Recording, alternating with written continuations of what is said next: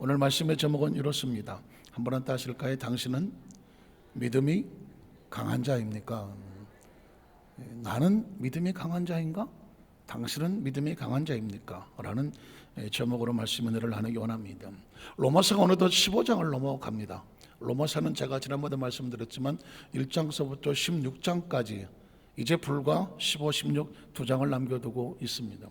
로마서는 장로교에서는 아주 중요한 성경의 노른자와 같다라는 표현할 정도로 기독교의 핵심은 로마서에 있다라고 말하는 바울주의자들도 있습니다. 바울 신학의 아주 핵심은 뭐냐? 로마서거든요.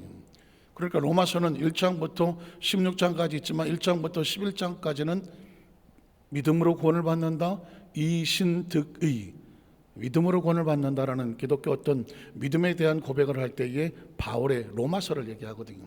그러니까 기독교 교리, 그죠? 구원 또는 하나님의 은혜와 은총, 이 모든 기독교적인 구원의 교리는 로마서 1장 1절, 로마서 1장부터 11장까지 나오거든요. 그래서 기독교에 대한 교리를 알기 위해서는 로마서를 모르면 교리를 모른다. 11장까지거든요.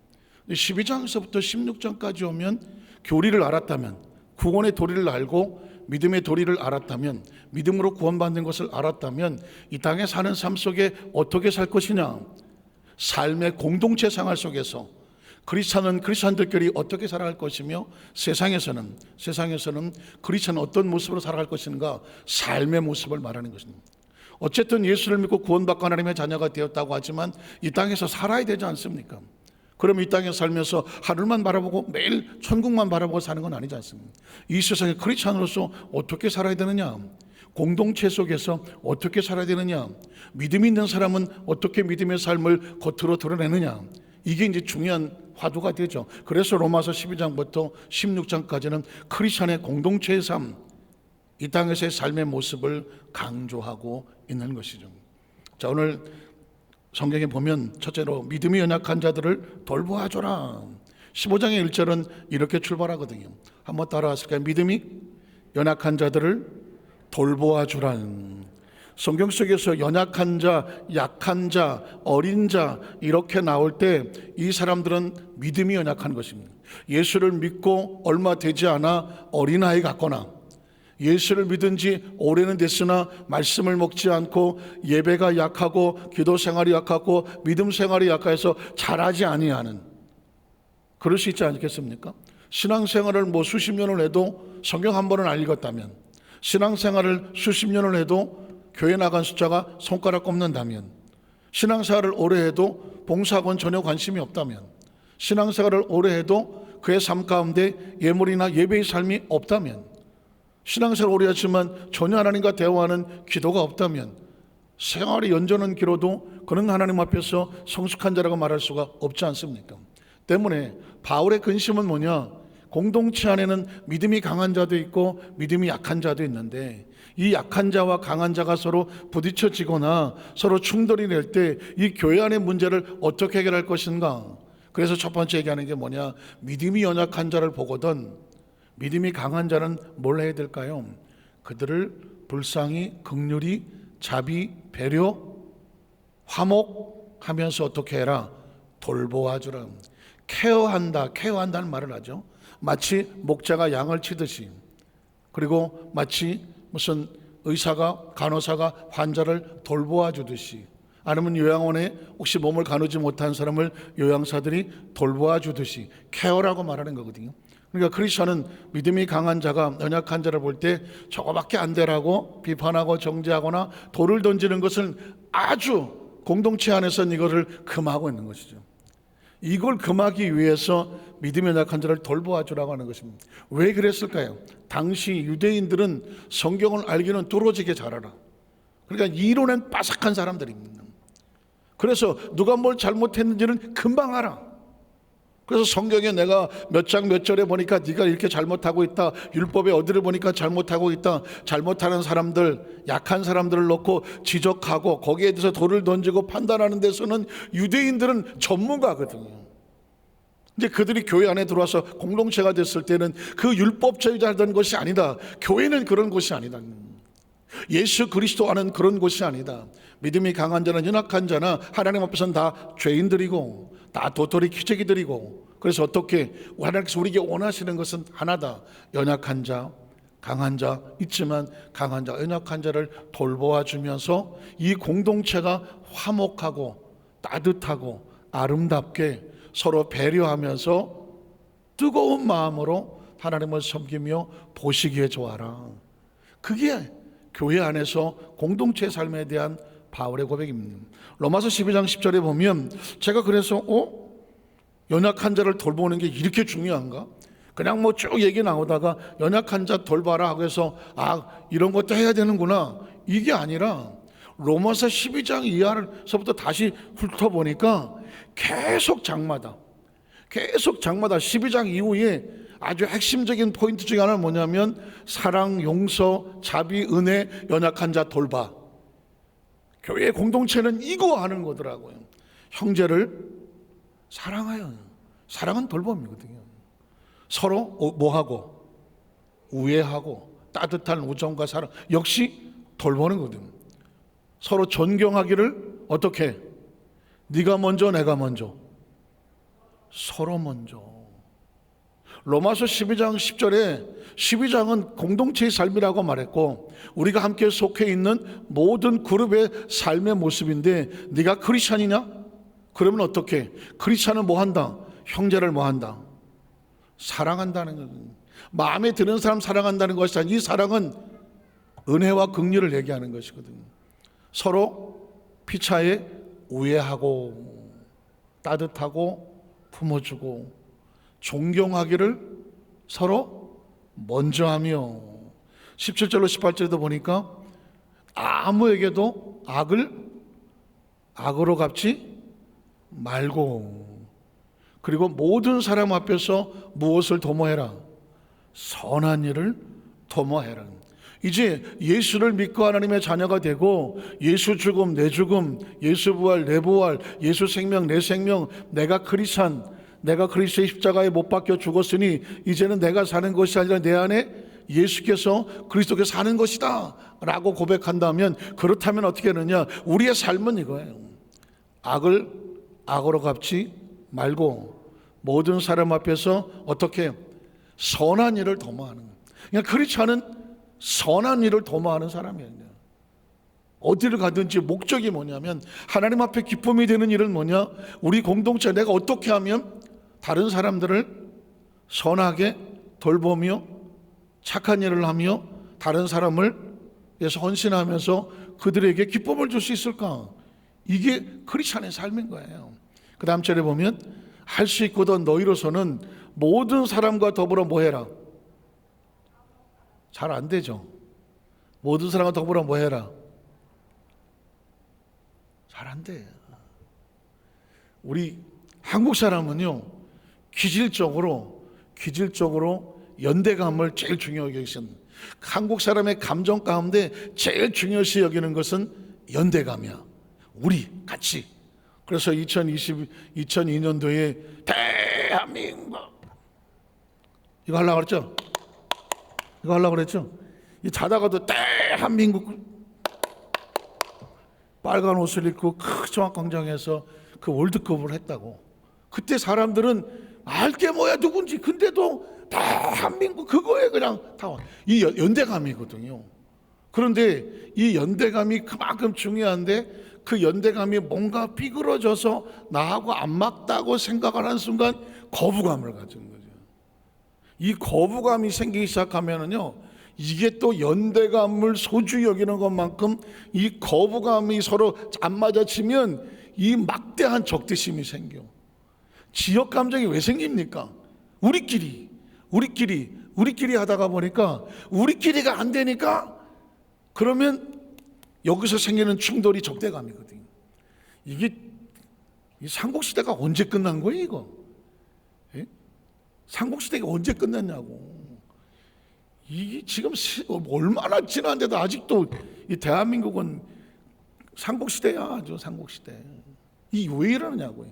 이게 어쩔 수 없어요. 우리나라가 가지고 있는 감정 자체가 연대감, 우리끼리가 너무 중요한데 이게 우리끼리가 뭔가 서로 안 맞는다고 생각을 하면 거기서 거부감이 생기고, 거부감이 생겨서 적대감이 생겨서 안 섞이려고 해요. 이렇게 하는 거라는 거지.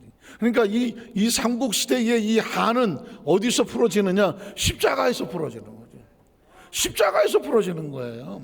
십자가에서 그 연대감이라는 것이 대한민국의 연대감이 아니라 예수 그리스도와 함께 연대감이어야 돼. 저 백제도 예수 그리스도와 함께, 저 신라도 예수 그리스도와 함께, 저는 고구려도 예수 그리스도와 함께 해서 이제 우리는 예전에 우리의 모습은 십자가에 다 못 박아 버리고 예수를 믿음으로 말미암아 너도 그리스도인이고 나도 그리스도인이고, 너도 천국 백성이고 나도 천국 백성이고, 태어난 곳이 다르고 어투가 다르고 모양이 달라도 사는 풍습이 달라도 우리는 예수 그리스도 안에서 연대를 가지면, 그리스도 안에서 연대를 가지면 이건 진짜 형제와 자매까지 가족처럼, 하나님께서 우리에게 원하는 건 뭐냐? 이런 연대감으로 예수님 안에서의 화목인 것이죠. 믿으십니까? 그래서 우리 교회 안에서는, 교회는 뭐냐? 최고의 가치가 하나님의 나라여야 돼요. 물론 대한민국도 중요하고요, 학연도 중요하고, 뭐 혈연도 중요하고, 지연도 중요하고, 뭐 정치 이념 다 좋아요. 그렇지만 제가 지금 언급한 것들은 우리가 육신을 벗을 때 다 놓고 가는 거예요. 육신을 벗을 때 가져갈 거 있으면 얘가 갖고 가시. 그냥 뭘 갖고 가실 건데? 졸업장? 호적 등본? 뭘 가지고 가실 거예요? 가져갈 건 하나밖에 없어. 예수 그리스도의 십자가의 은혜로 가는 거예요. 화목이라는 것은 십자가 앞에, 십자가가 베이스가 깔린 상태에서 우리가 화목하는 거예요. 예수를 믿었음에도 불구하고 여전히 내 안에 한이 있고 원한이 있고 적대감이 있고 거부감이 있고, 무엇은 넌 죽어도 안 되고, 이런 이 한이 십자가에서 풀어지지 아니하면 그놈의 한 때문에 속에 털 울고 문제가 생기는 것입니다. 공동체 안에 원하는 게 뭔지 아십니까? 너희가 할 수 있으면 화목해야 돼. 화목해야 돼. 십자가죠. 그래서 여러분, 예수님의 세 계명이 뭐예요? 너희는 서로 사랑하라. 그래서 혹시 어디 가다가 LEO, 레오라고 하는 단체가 있어요. 레오. LEO라는 영어를 약자가 레오라는 단체 쓰면은 뭐 밀림의 왕자 레오, 이런 레오가 아니라, 참 옛날 노래도 다 안다네 이제. 레오는 뭐냐면 love each other. love each other. 서로 사랑하라는 거예요. 그러니까 레오 한다는 것은 서로 사랑한다, 이런 의미가 뭐냐면, 서로 사랑한다는 얘기는 사랑은 화목하는 거 아니겠습니까? 그 다음 절을 보면 14장 1절도 계속 나와요. 믿음이 연약한 자를 너희가 어떻게, 영어 성경에 보면 accept야, 받아주는 거예요. 그거 못 받지. 우리가 안 받아주는 건 거부하는 거잖아요. 근데 받되 그의 의견을 비판하지 말라. 그의 아이디어가 나의 아이디어와 다르다고 해서, 생각이 다르다고 해서 그 생각이 잘못됐다고 결론 내려주지 마라. 평가하지 마라. 어차피 아이의 생각과 어른의 생각은 다를 수밖에 없습니다. 당연하지 않습니까? 아이가 생각이 짧다고 해서 아이를 야단칠 사람은 없거든요. 그 나이 때는 그렇게 생각하는 거야. 점점 크면 네가 나중에 나이 먹으면 알게 되지 않겠니? 이런 얘기가 한 이것 단계. 신앙도 그 시기에는 그렇게 생각을 하고 그 시기에는 그렇게 생각하지만 성장할 때까지 기다려주는 것도 배려는 거죠. 그 다음 절에 보면 먹는 자는 먹지 않은 자를 업신여기지 말고 먹지 않는 자는 먹는 자를 비판하지. 먹는 문제 가지고 지난번에 말씀드린, 이는 하나님이 그를 다 받으셨다. 나와 다르다고 해서 평가 비판하지 말아야 될 이유가 뭘까? 그도 하나님이 받으셨고 나도 하나님이 받으셨으니 우리 모두 하나님의 자녀들이고 공동체다라는, 이거를 끊임없이 씹어 삼켜서 내 안에서 소화를 시켜서 꿀떡해 버려야 모든 관계가 더불어 화목해지는 것입니다. 그 다음 절을 보면 네가 어찌 내 형제를 비판하느냐, 어찌 내 형제를 업시긴 여기느냐, 이렇게 묻는 것은 그렇게 하지 말아야 된다는 거죠. 그렇게 하지 말아야, 우리가 다 하나님의 심판대 앞에 어떻게 서게 되기 때문에, 그러니까 우리가 비판하고 업신여기면 그 모든 것들이 어떻게 된다? 하나님의 심판대 앞에 그대로 그냥 너 언제 어때 해서 업신여겼지, 너 어떻게 비판했지, 그게 다 하나님의 심판대 앞에 쓸 거리가 된다는 거죠 지금. 그 다음 절에 보면, 그래서 그런즉 우리가 다시는 서로 뭐하지 말고 비판하지 말고 도리어 부딪힐 것이나 거칠 것을 형제 앞에 두지 아니하도록 뭐해라? 주의하라는 거죠.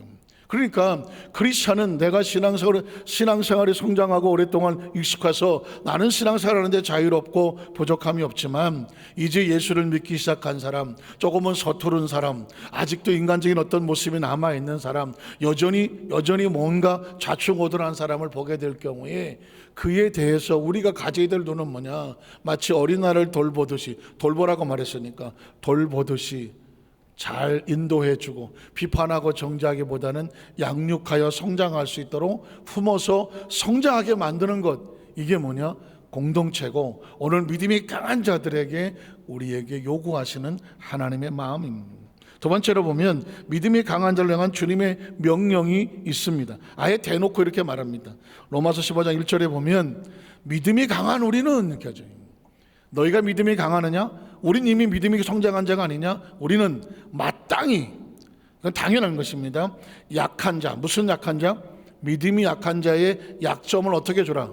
내가 대신 짊어져 주고 담당해 주고 자기를 기쁘게 하지 많이 할 것이다. 그러니까 나는 잘해, 뭐든지 잘하고 익숙해. 그래서 나는 내가 하고 싶은 대로 해서 내 만족을 느껴지면 이렇게 해야지.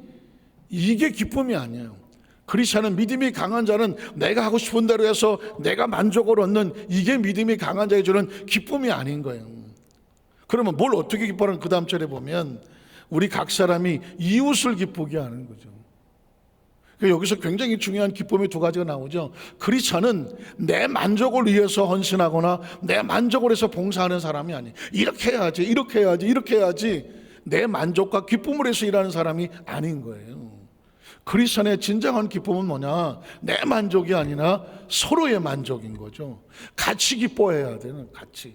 그래서 사람이 이웃을 기쁘게 하되 선을 이루고 덕을 세우도록 할지니라.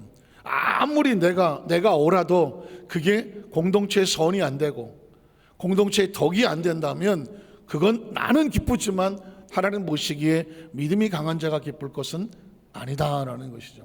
그러니까 지금 이 로마서에서 보면 바울은 기독교 공동체가 믿음으로 구원을 받아 하나님의 자녀가 됐으니 이제가 너희가 하나님 앞에 드리는 거룩한 산 제물로 드려라. 그러므로 성도는 이렇게 살아야 된다, 이런 공동체가 되어야 된다 라고 하면서 조목하면서 가장 중요한 핵심은 뭐냐? 믿음이 강하든 믿음이 약하든 서로 화합이 잘 되어져서 서로 기뻐하여 하나님 보시기에 좋아야 된다.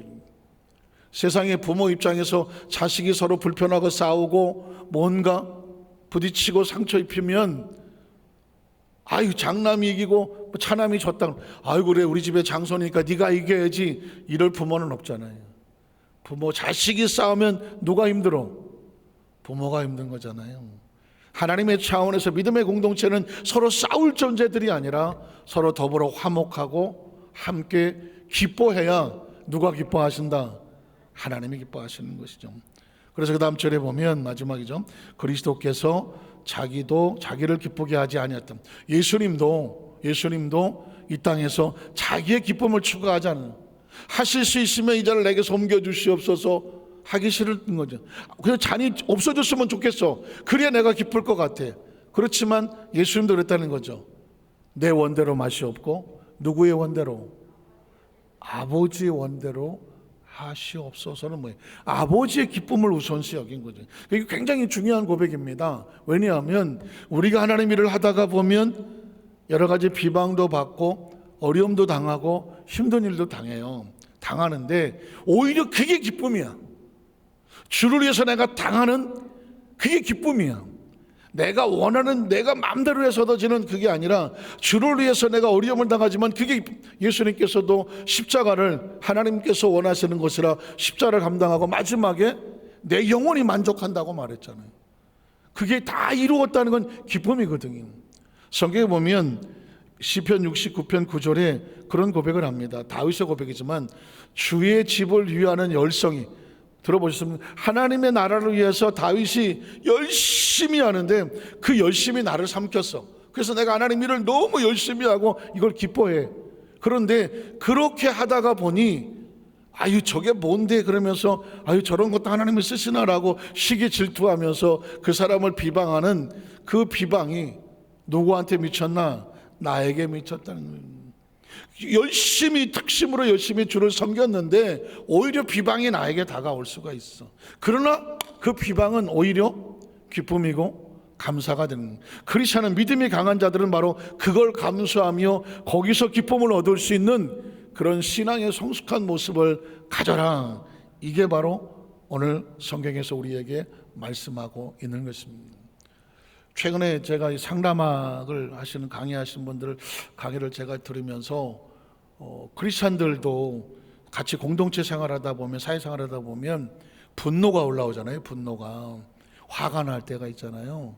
이 화가 날 때 과연 이 분노를 어떻게 해결하느냐, 크리스천 상담학에서 볼 때 굉장히 중요한 그 포인트 하나를 제가 발견했어요. 왜냐하면 공동체 안에서는 갈등이 생기고 서로 의견도 안 맞고 마음도 상하고 또 서로 언성도 높아지고, 그러다가 보면 치고받고는 안 하지만 마음으로 치고받고 눈으로 치고받고 서로 불편할 수가 있단 말이죠. 그러면 이런 마음의 분노가 올라오는, 또는 부부 간에, 부모 자식 간에, 형제 간에, 공동체 안에, 아니면 세상에서도 올라올 때에 이걸 어떻게 해결할 수 있느냐, 제일 중요한 것은 뭐냐면 끓어오르는 주전자, 물주전자를 한번 상상하라는 것입니다. 물주전자를 상상해. 그 물주전자가, 그 물이 끓어오르면 뭐가 열립니까? 뚜껑이 열리죠. 자, 물이 끓으면 뚜껑이 열립니다. 근데 사람도 그렇죠. 열받으면 뚜껑이 열린다고 하지 않습니까? 자, 그럼 내가 막 화가 나서, 그 사람 화가 났는데 뚜껑이 열려. 그러면 사람들이 뚜껑이 열리니까 나도 모르게 뚜껑이 열린 표현을 해야 되잖아요. 야, 씨 하고 막 이게 막 화가 나가잖아요. 그럼 이게 뭐냐면 지금 내 속에서 뭐가 퍽퍽 끓어갖고 내 뚜껑이 열렸다는 뜻입니다. 이 뚜껑이 열리지 않고도 미친놈처럼 계속, 그건 미친 거죠. 그 뚜껑이 여기서 막 끓었어. 근데 끓은 게 뭐가 그런지 모르지만 여기 뚜껑이 열린 거거든요.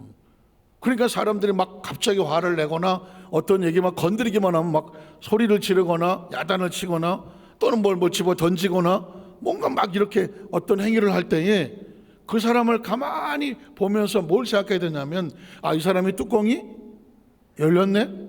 그러면 뚜껑이 열렸는데 사람들은 뭐라고 말하냐면 그 뚜껑한테 야단을 친다는 거지.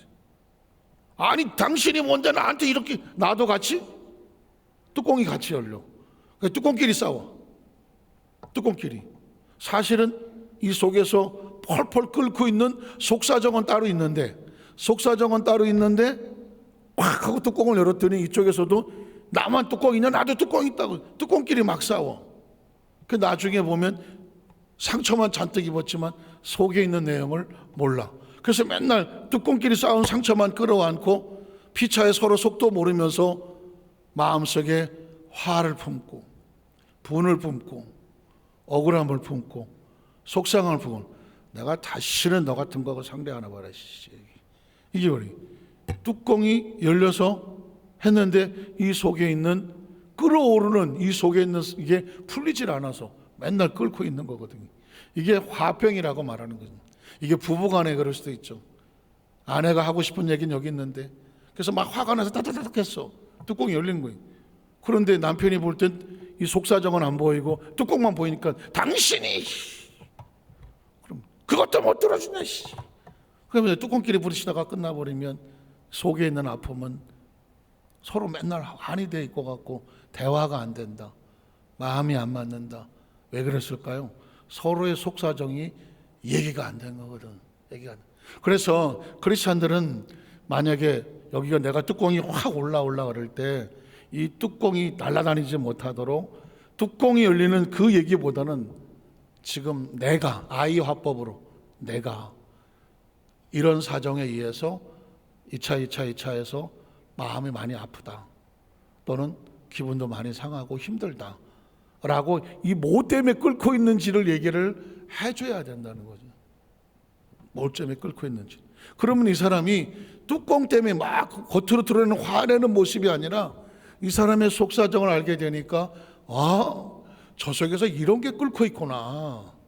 그러면 그거를 들어주기만 해도 들어주고, 그러니까 이 사람도 이것 때문에 화를 내지 않고, 아이고 그렇구나, 그걸 갖고 같이 얘기만 나눠도 일단 대화가 풀린다는 거죠. 그런데 대부분은 이쪽에서 뚜껑이 열리면 화가 확 나니까 뚜껑 날아다니는 것만 보고 막 이거 보고 싸운다는 거죠. 사실 내가 하고 싶은 얘기는 이 속에 가득한데.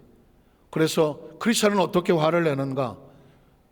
뚜껑이 열린다고 뚜껑을 집어던지는 것이 아니라, 뚜껑이 열렸다면 내 속에서 나를 잠시 스톱하고, 지금 내 속에서 내가 왜 이렇게 화를 내지?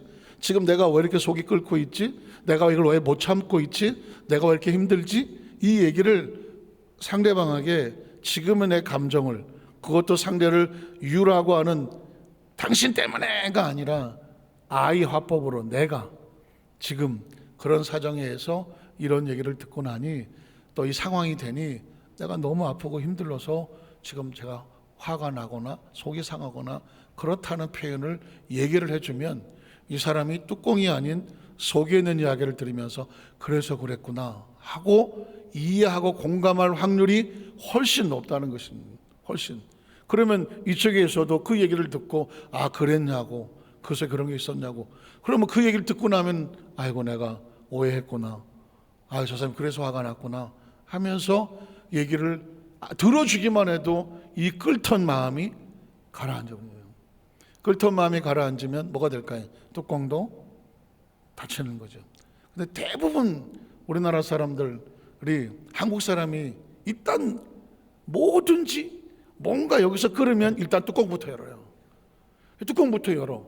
기분 나빠도 뚜껑, 속상해도 뚜껑, 화가 나도 뚜껑, 속상해도 뚜껑, 뭐 뭔가 열받아도 뚜껑. 그래 뚜껑만 막 화를 내버리니까 남들이 볼 때는 이 사람은 맨날 속에 화가 있는 줄 알아요. 그러나 이 다양한 마음의 상태를 뚜껑으로만 해결하는 것이 아니다. 내가 있는 이야기를, 속에 있는 뭐가 있는지를 얘기해 주는 이 대화가 돼야 상대방도 그거를 가지고 서로 풀어진다.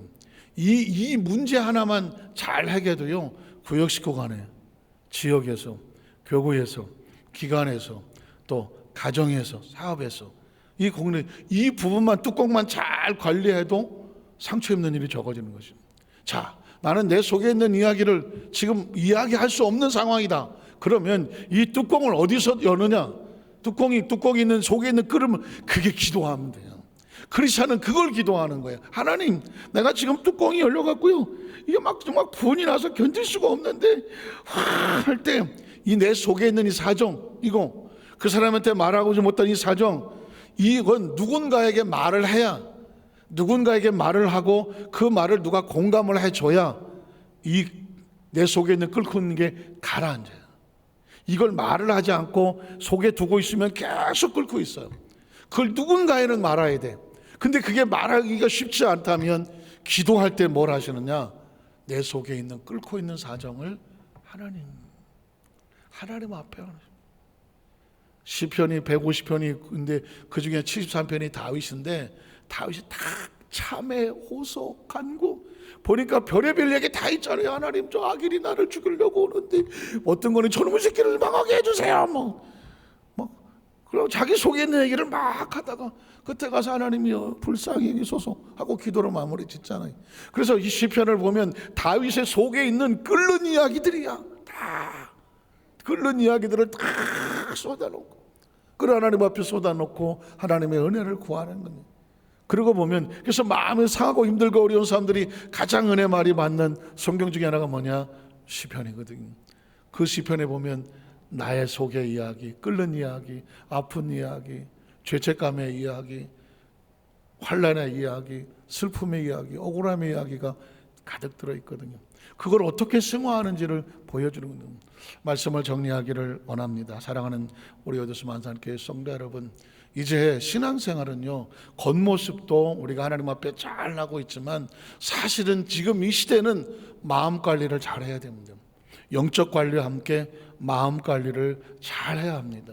마음 관리를 잘 해야 영도 평안하고, 마음 관리를 잘해야 육신도 평안합니다.